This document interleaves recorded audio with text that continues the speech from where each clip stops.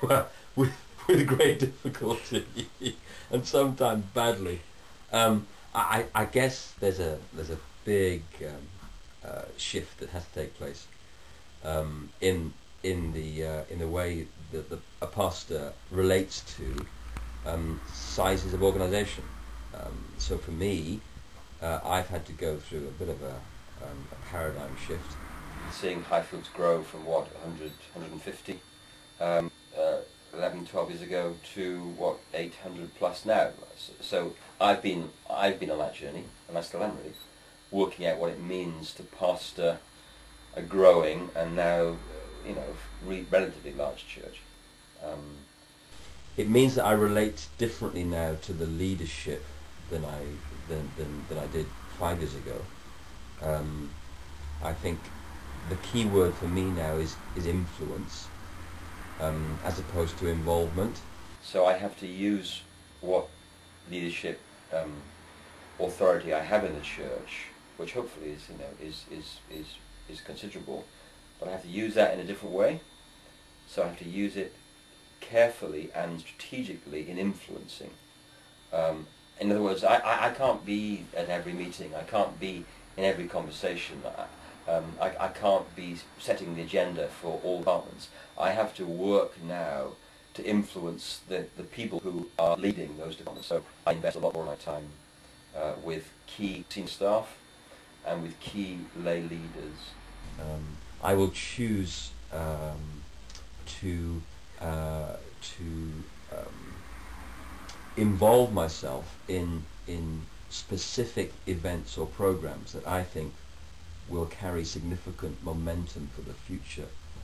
So a pastor of a large church like Highfields has to learn the skills of vision setting and vision casting, which are different skills than keeping a church of 250 going. So some people see a lot less of me than they used to as their pastor, and I have to deal with that, and so do they. I spend probably now more of my time with fewer people, but hopefully the fewer people are key influencers, key shapers, key movers, and opinion formers within the congregation. The other thing I would say that has happened over the years, as the church has grown, as my role has changed, and as the staff has increased, is that I have had to develop new priorities in my working week. I mean particularly here the whole priority of preaching and teaching. Not that it wasn't before, but that I've had to seriously put time into preparation.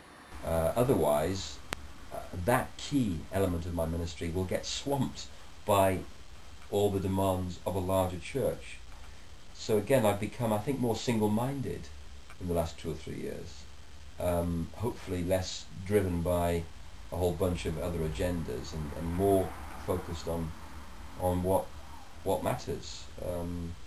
I think that the larger the church, the more the senior pastor particularly, or the key preacher, has to invest in the preaching ministry.